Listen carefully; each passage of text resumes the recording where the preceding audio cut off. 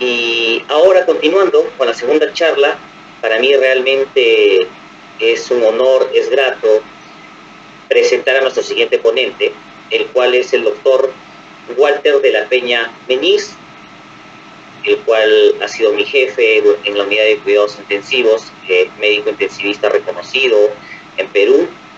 Es miembro de la Sociedad Peruana de Medicina Intensiva, es instructor del FCCS obstétrico, del capítulo de la Sociedad Peruana de Medicina Intensiva, ex médico jefe de la UCI materna del Instituto Nacional Materno Perinatal, el cual el día de hoy nos va a dar la ponencia sobre síndrome de disfunción multiorgánica y sepsis. Dejo en la palabra al doctor Walter de la Peña para que empiece su exposición. Bienvenido, doctor Walter. Hola con todos. En primer lugar, permítanme agradecer al comité organizador por esta gran oportunidad de poder conversar con cada uno de ustedes respecto a temas importantes que se dan en el entorno de lo que conocemos como sepsis. El tema que se me ha encargado es hablar un poco de lo que es síndrome de disfunción multiorgánica. Quien les habla es Walter de la Peña Meniz, soy médico intensivista, soy médico asistente de la unidad de cuidados intensivos, miembro de la Sociedad Peruana de Medicina Intensiva, y además soy auditor médico, manejo bioestadística, máster en epidemiología clínica y máster en salud pública. La imagen que ven ustedes corresponde al año 2009. Esta es la sala principal de la unidad de cuidados intensivos maternos del Instituto Nacional Materno Perinatal de Lima y corresponde precisamente a un evento muy singular, que es el inicio de la epidemia de H1N1 que se presentó en nuestro país por el lapso de un año aproximadamente, y en el cual hubo un incremento de pacientes con insuficiencia respiratoria de origen viral, de manera muy similar a la que hemos vivido con el SARS-CoV-2, salvando las distancias respecto al incremento, sobre todo de la mortalidad materna que tuvimos con el SARS-CoV-2, que a diferencia del H1N1, por lo menos en nuestra institución, no tuvimos un incremento en la mortalidad, pero sí un incremento en la morbilidad. Y como ven ustedes, hay un grupo importante de pacientes hospitalizadas por falla respiratoria. El tema de disfunción o del síndrome de disfunción multiorgánica tiene mucho que ver con la sepsis, con el concepto que el año 91 se inició con lo que le llamaron el SIRS, que es el síndrome de respuesta inflamatoria sistémica, y además con todas aquellas definiciones que se dieron a partir de este concepto, como es el concepto de sepsis severa, shock séptico, y obviamente si uno no lograba el control de la enfermedad o de este proceso, el paciente terminaba muriendo. Dentro del área de sepsis severa estaba incluido lo que es el daño orgánico final. Como comprenderán ustedes, en este contexto que se dio el año 91 para tratar de ordenar un poco las definiciones que nosotros teníamos de sepsis, se dio el paso más importante para poder definir muchos de los conceptos que ahora manejamos de manera tan libre. Y entonces se consideró que, por ejemplo, la infección podría partir de cualquier elemento como el que ustedes ven dibujado en amarillo, como podían ser las infecciones por bacterias, infecciones por hongos, infecciones por parásitos, infecciones por virus y algunos otros elementos. A partir de ello podría vincularse a un evento de sepsis severa o shock séptico, la cual englobaba, como habíamos dicho, el concepto de disfunción multiorgánica. Habían otros elementos importantes también que coadyuvaban a que coexistiera un proceso inflamatorio que también podía llevar a compromisos importantes orgánicos en el paciente.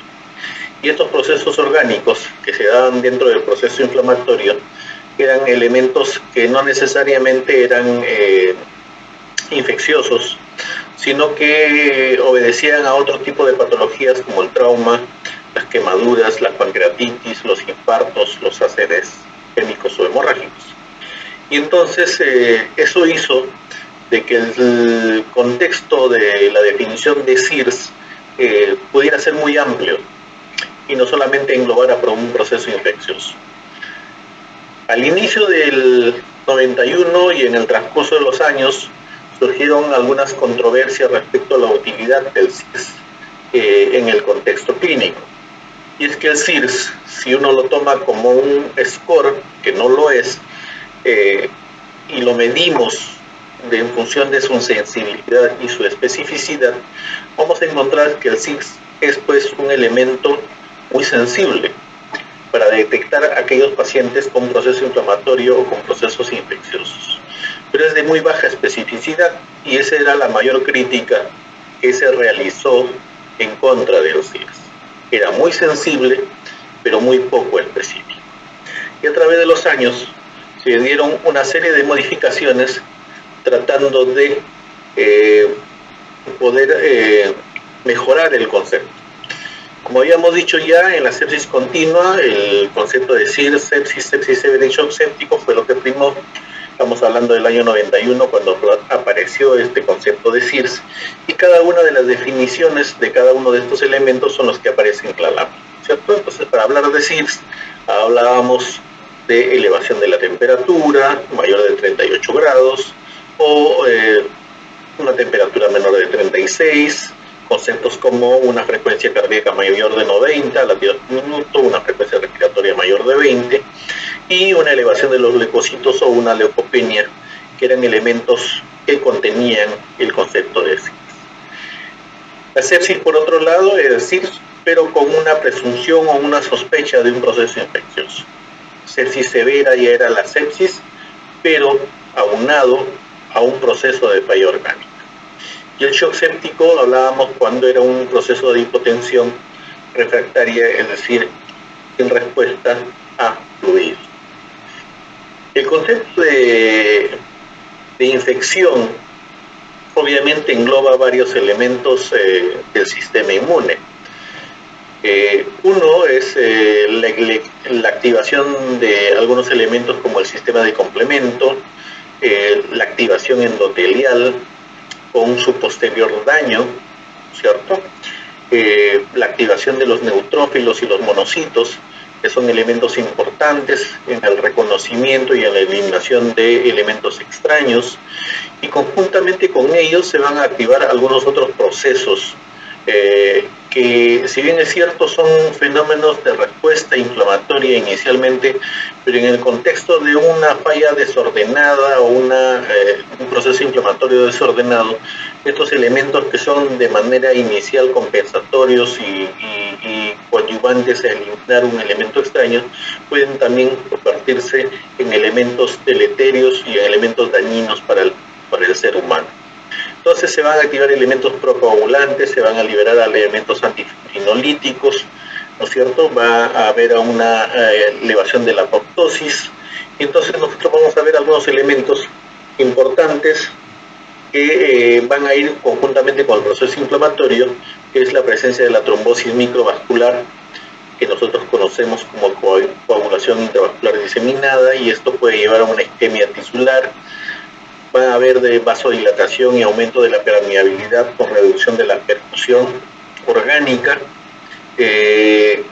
Obviamente los efectos sistémicos de estos elementos inflamatorios se van a presentar bajo la forma de fiebre, con una alteración también de la función miocárdica, con lo que llamamos una depresión miocárdica, y un elemento de inmunodepresión.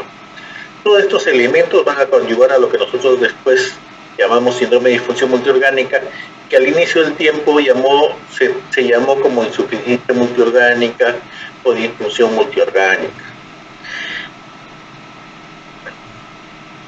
En la lámina que vemos a continuación, lo que ustedes pueden ver es lo que trató de explicarse como un proceso en el cual de inicio, después de haber se iniciado una noxa, es decir, un proceso infeccioso, el proceso inicial va a ser generalmente de hipoperfusión por hipovolemia, ¿cierto? Entonces el paciente entra en un estado de shock,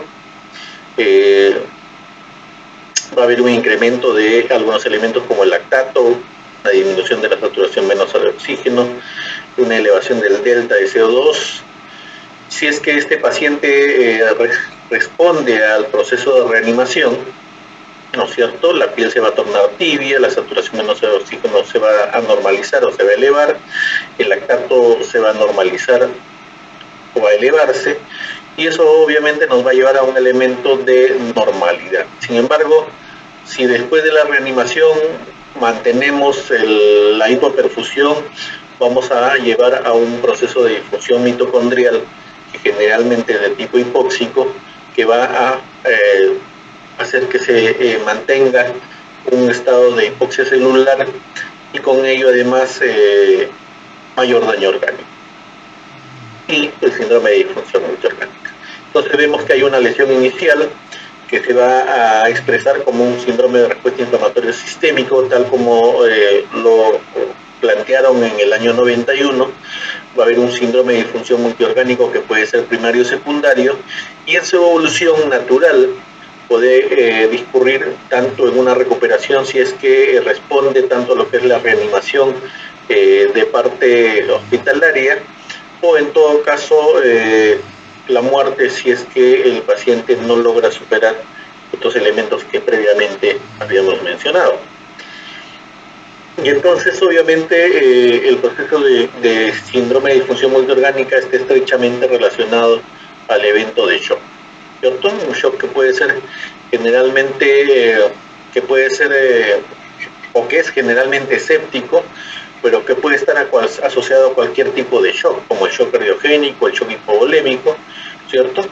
El shock neurogénico, el shock anafiláctico, pero básicamente para nosotros relacionado al shock séptico, producto de un previo proceso de respuesta inflamatorio sistémico.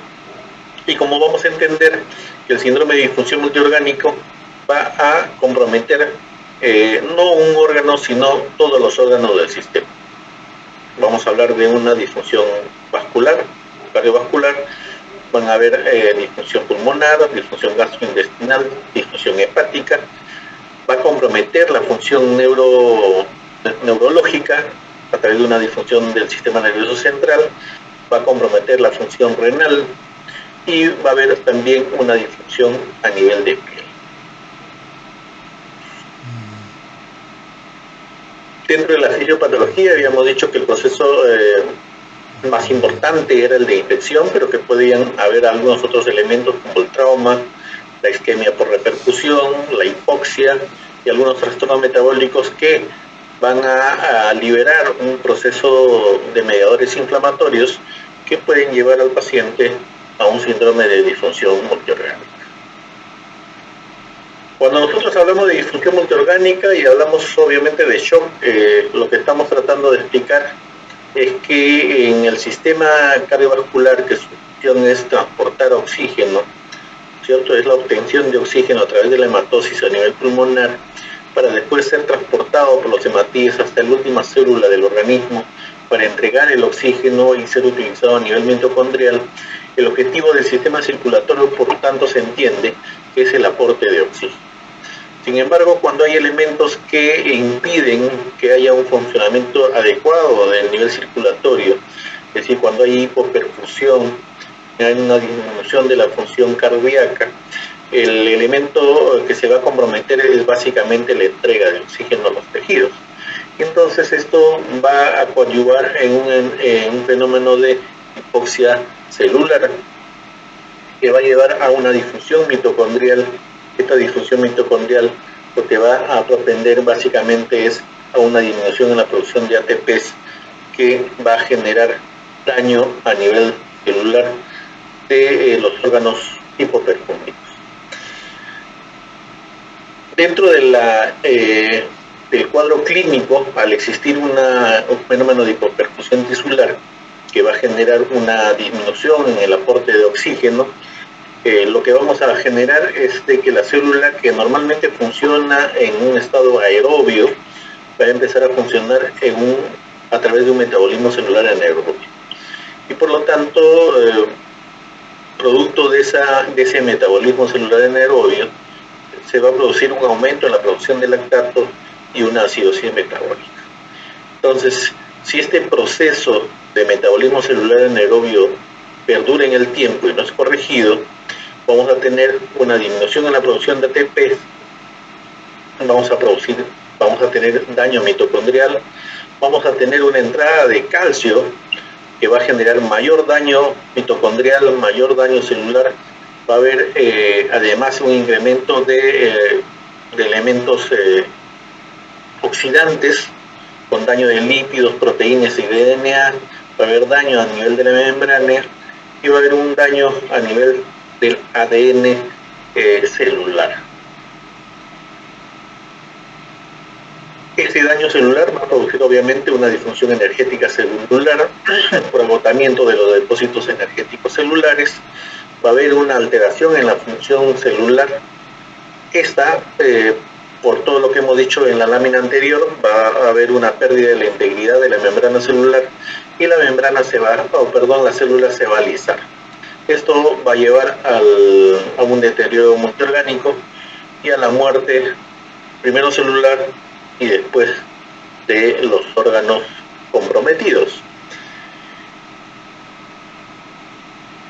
Cuando nosotros hablamos de shock, obviamente hay algunos elementos que han dado también en dependencia, ¿no? Una fase de shock compensado y una fase de shock no compensado. La fase de shock compensado es una fase inicial o una etapa inicial dentro de la etapa de shock, en la cual el sistema trata de preservar las funciones de órganos vitales, como es el corazón, el sistema nervioso central, que es un fenómeno y echa a andar mecanismos compensatorios, tratando de preservar precisamente la función de estos órganos nobles. Y estos mecanismos son los que conocemos nosotros como vasoconstricción de órganos no vitales, ¿no es cierto? Va a haber vasoconstricción en piel, músculos, a nivel renal, en la área clínica. El objetivo es obviamente mantener el gasto cardíaco, aumentando la frecuencia cardíaca y su contractilidad. Va a haber también una modificación en el volumen efectivo intravascular, y lo que se va a propender a que se mantenga mediante el cierre precapilar y además favorecer la entrada de líquido desde el espacio intersticial al intravascular.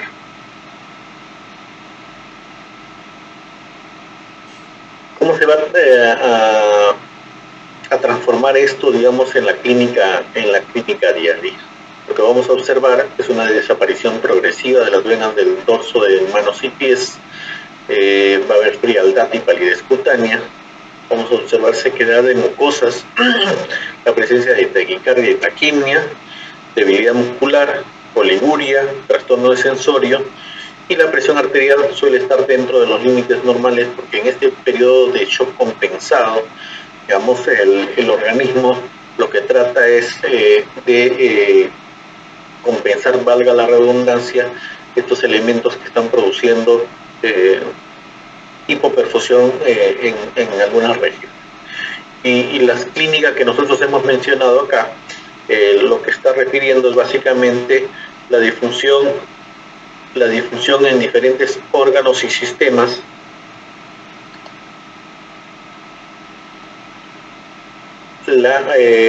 disfunción en diferentes órganos y sistemas, por ejemplo, el compromiso a nivel de piel, ¿cierto? El compromiso a nivel vascular, a nivel de corazón y pulmón, también a nivel muscular y renal, y a nivel del sistema nervioso central.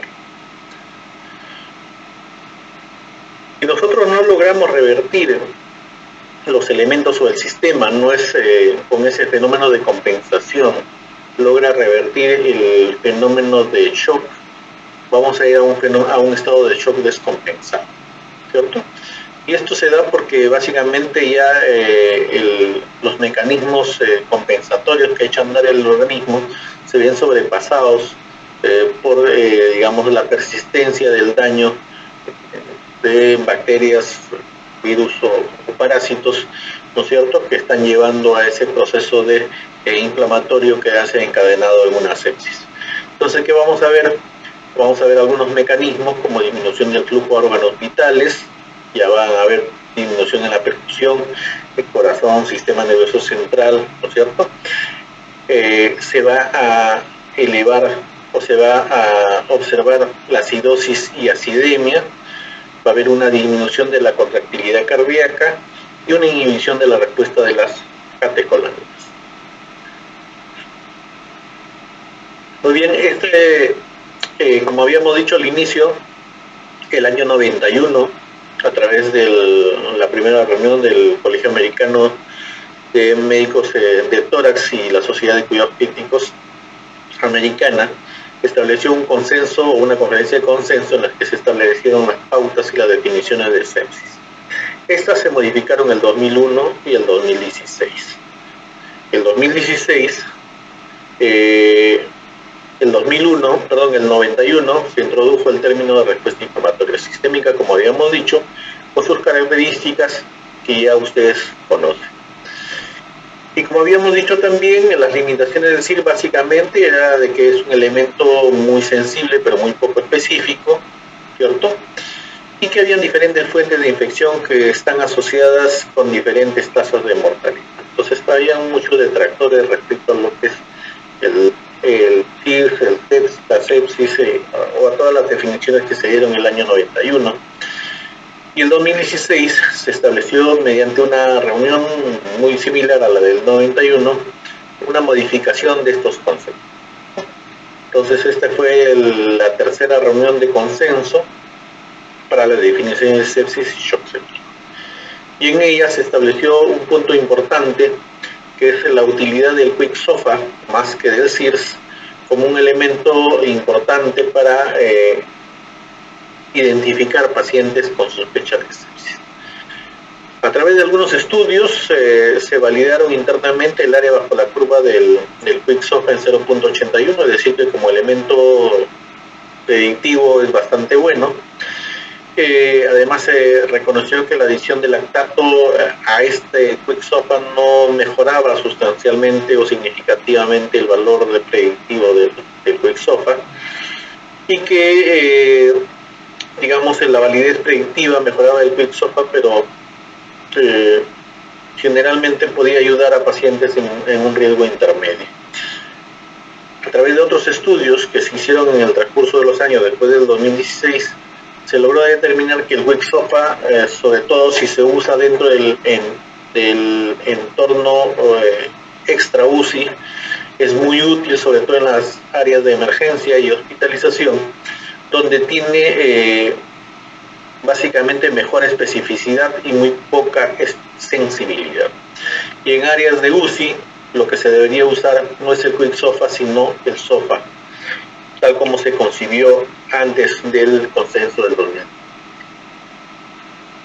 En este consenso también del 2016 se dio la definición del síndrome de disfunción orgánica múltiple, y se le entiende como un fracaso de 2 o más órganos en respuesta a una agresión externa, que sea infecciosa o no, y que se desarrolla en base a una etiopatogenia común.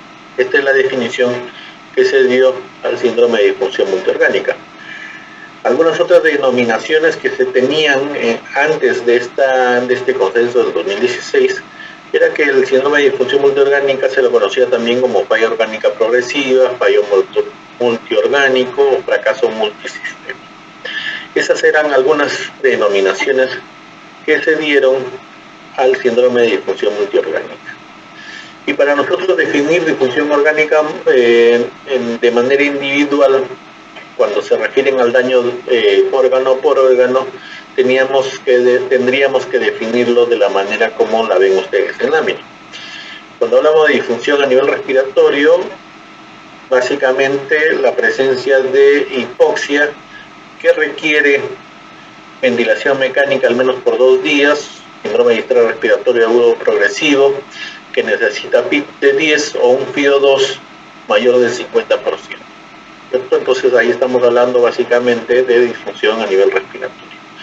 El compromiso renal generalmente se caracteriza por oliguria.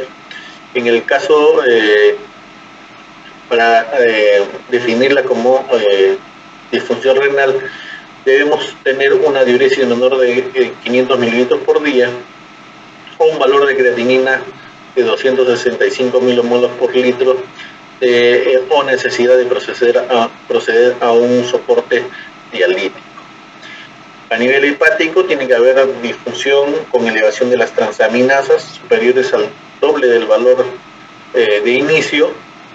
Debe haber ictericia franca, valor de bilirrubinas mayor de 31 milimoles por litro. A nivel cardiovascular, demostrar la presencia de disminución en la fracción de eyección. A nivel gastrointestinal, la presencia de hilio con intolerancia a la alimentación oral más de 5 días. Úlcera de estrés que requiere transfusión o colecistitis aguda litiásica. A nivel hematológico, una alteración de los elementos de la coagulación como el TPT, el tiempo de protrombina, más del 25%, una reducción en el número de plaquetas menor de 80.000, o la presencia de CEID. Y a nivel neurológico, una alteración mental como progresivo, un estado de Glasgow menor de 6 puntos en ausencia de SHAS. Entonces, como pueden ver ustedes, van a ver algunos elementos que nos van a ayudar a hacer la definición operativa de difusión órgano por órgano. En ese punto, obviamente, cuando nosotros queremos evaluar el síndrome de disfunción multiorgánica, tenemos también en la mano algunos elementos que son los llamados escalas de gravedad y los índices de disfunción orgánica. Dentro de las escalas de gravedad tenemos el Apache 1, el Apache 2, el SAPS, que lo que miden básicamente es la mortalidad y son scores de tipo predictor pronósticos. Son frecuentemente muy complejos porque tienen una serie de variables que hay que considerar. Son generalmente recogidos en las primeras 24 horas y generalmente no hay una información individual. En los índices de disfunción orgánica como el MODS, el LOPS o el SOFA, donde el SOFA, digamos, es el que ha adquirido mayor relevancia, son básicamente índices para evaluar disfunción orgánica. ¿Cierto? Es básicamente para evaluar morbilidad, a diferencia de las otras escalas que miden mortalidad. Son descriptores de morbilidad, son scores muy fáciles de usar. Hay incluso calculadoras en la web que uno simplemente llena los datos y nos puede proporcionar el valor numérico del score y así como la probabilidad de muerte. Son recogidos de forma diaria y la información es individualizada en relación a cada órgano, a diferencia de los otros scores que conocemos. Como habíamos dicho, el score SOFA es el que ha recobrado mayor importancia por su capacidad predictiva, básicamente. Este SOFA, que es una valoración de falla orgánica secuencial, es un score para evaluar la severidad de enfermedad y además, aunque no lo era tanto, en realidad más que para medir la morbilidad, también se usa en realidad para medir la mortalidad hospitalaria. Está caracterizado por 4 elementos, 4 valores del 1 al 4, y hay algunas variables de disfunción orgánica que son las que se evalúan en línea 3. Uno para evaluar la función respiratoria a través del PAFI o del SAFI, que esta es una modificación del software original. Para evaluar la función hematológica a través de las plaquetas. Evalúa la función hepática a través de las bilirrubinas. Evalúa el estado del sistema cardiovascular a través de la presión, con uso o no uso de elementos vasoactivos. Evalúa la función neurológica a través del score del Glasgow, el score de coma de Glasgow. Evalúa la función renal a través de la creatinina o el gasto urinario. Entonces, como pueden ver ustedes, básicamente lo que es este score se construyó bajo un modelo matemático de tipo predictivo, tratando obviamente de considerar la difusión de los diferentes órganos que ya hemos tratado, dándole diferentes tipos de valores que al final van a dar un puntaje total, la cual, como vemos acá, nos va a ayudar para evaluar la mortalidad. Como ustedes ven en el gráfico superior, conforme el score de SOFA va incrementando en número, también la mortalidad se va incrementando.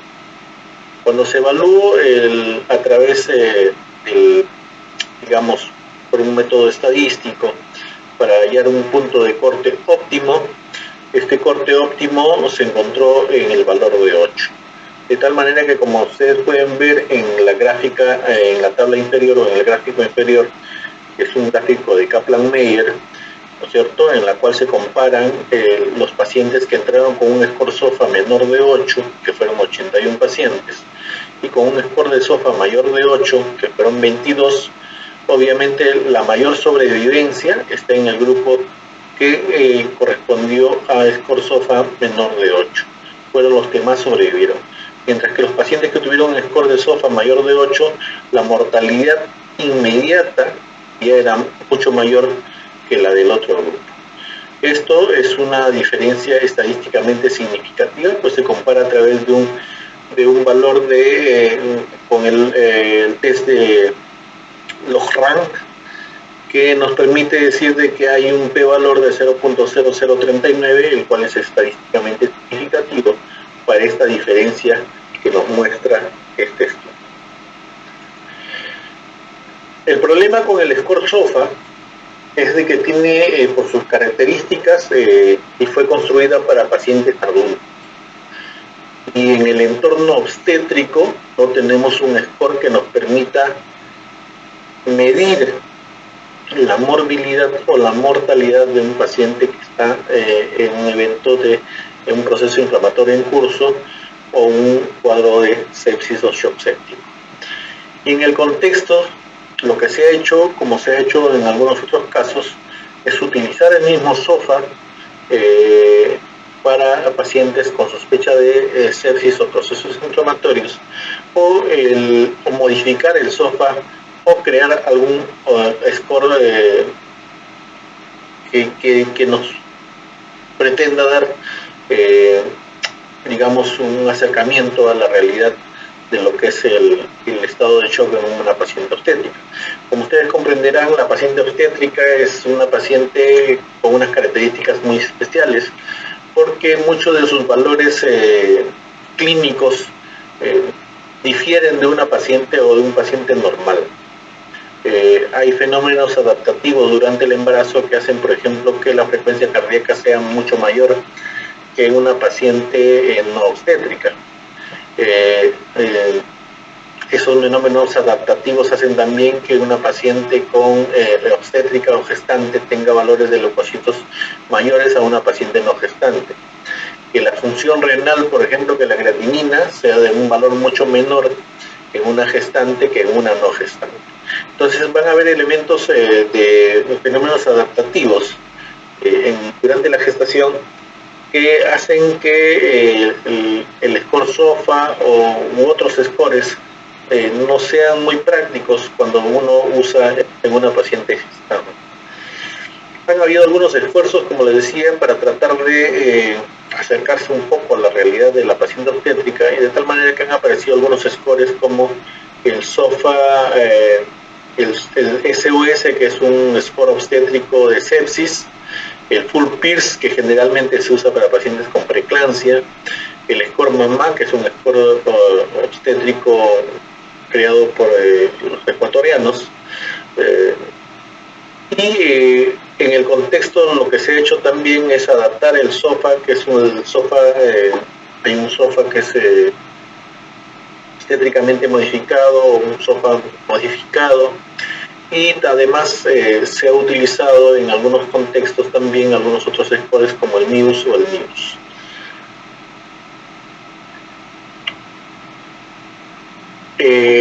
SOMANS es un proyecto llevado a cabo por un grupo australiano y neozelandés, que estableció una guía para la investigación y manejo de sepsis en obstetricia. De tal manera que lo que hicieron ellos es modificar el SOFA y le llamaron SOFA obstétricamente modificado. Y ellos tienen dos SOFAs, un SOFA obstétricamente modificado, que es el SCORT, cual solamente tienen 3 elementos de 0, 1 y 2. Recuerden que en el SOFA es hasta 4. Y además un SOFA obstétricamente modificado, pero un quick SOFA obstétricamente modificado que solamente tiene 2 valores.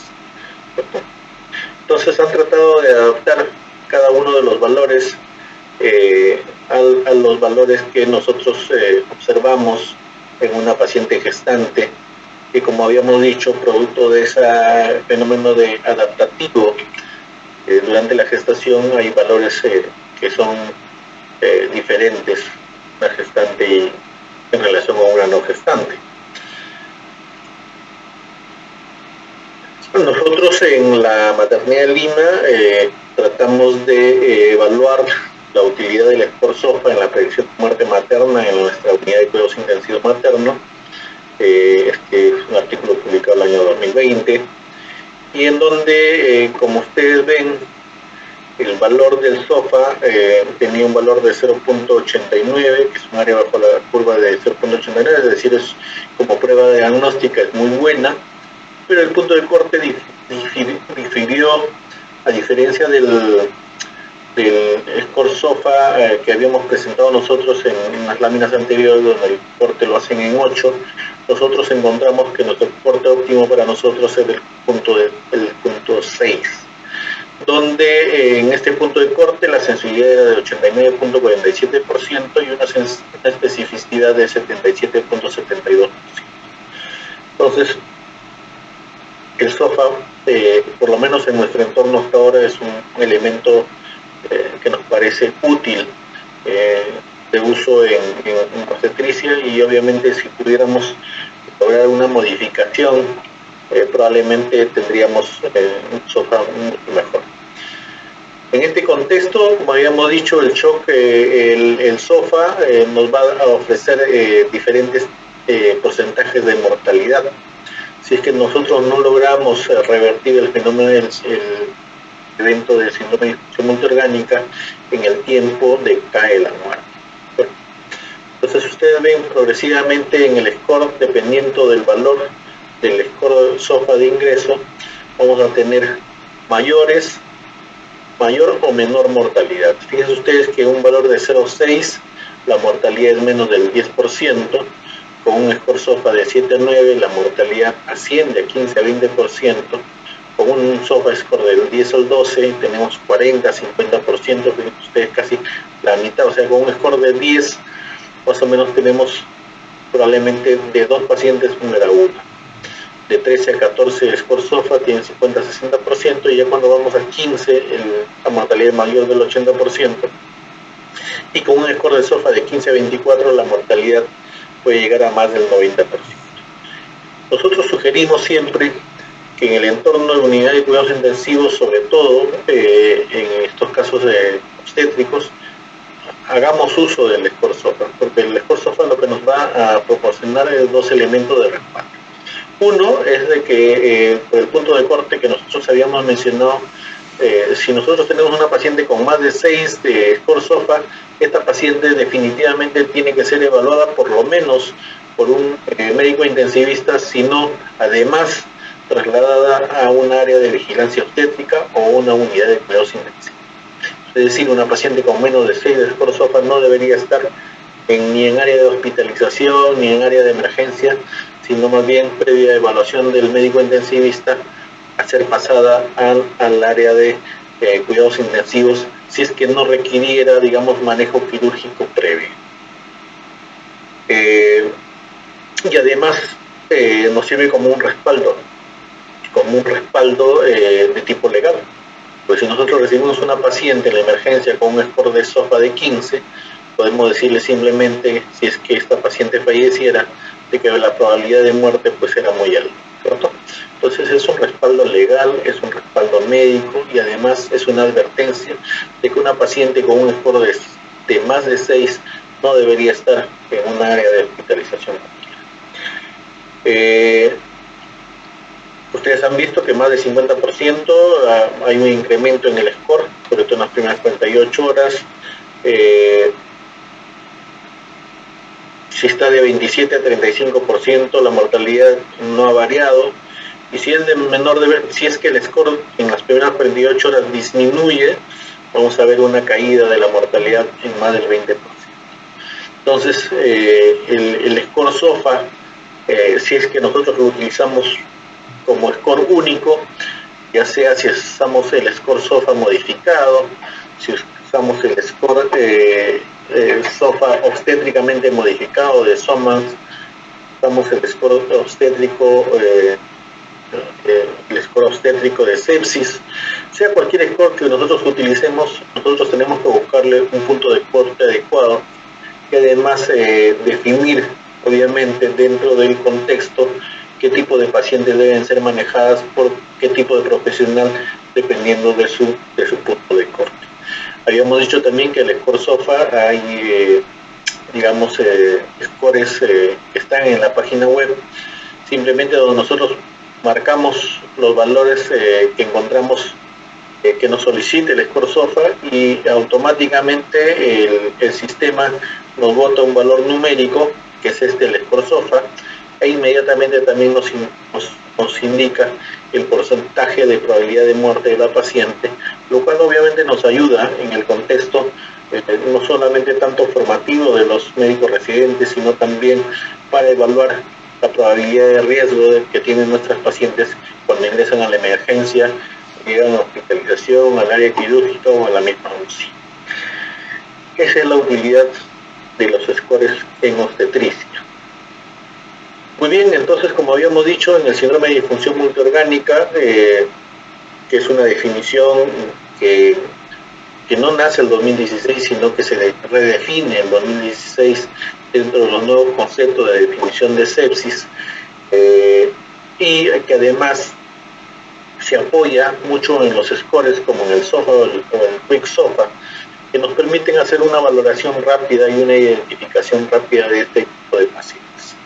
Si nosotros no logramos revertir este síndrome de multiorgánica, como van a ver ustedes en algunas exposiciones que ya se han programado, por eso que no he hablado yo de sepsis en el manejo, en el tratamiento y en las cualidades o características de estas patologías, porque hay otro colega que se va a referir a ellos, pero lo único que podríamos decir nosotros de disfunción multiorgánica es que obviamente hay elementos importantes que debemos tomar en cuenta para su identificación, y obviamente tenemos que actuar rápido para tratar de revertir ese evento de disfunción multiorgánica, porque estamos a un pie de que perdamos a la paciente. En el contexto de disfunción multiorgánica en pacientes adultos y los grupos de pacientes obstétricos, hay algunas diferencias que debemos tener en cuenta, ¿cierto? No es las características clínicas de la gestante difieren de alguna manera de las pacientes no gestantes y de otros pacientes adultos, que son, consideraciones que debemos tener en cuenta para cuando nosotros manejamos a estos grupos de pacientes. Para los colegas intensivistas, obviamente, este es un llamado a que nosotros tengamos en cuenta esas pequeñas diferencias, porque a veces tendemos a evaluar a una paciente gestante como si fuera un paciente adulto cualquiera, y no lo es. La paciente gestante, producto de este mecanismo que ya hemos mencionado, de manera que tiene de manera adaptativa al embarazo, obviamente hacen que algunas que pudieran parecer pequeñas diferencias en el contexto de deterioro clínico, pueden ser grandes eventos de disfunción que pueden llevar rápidamente a la muerte a una paciente obstétrica.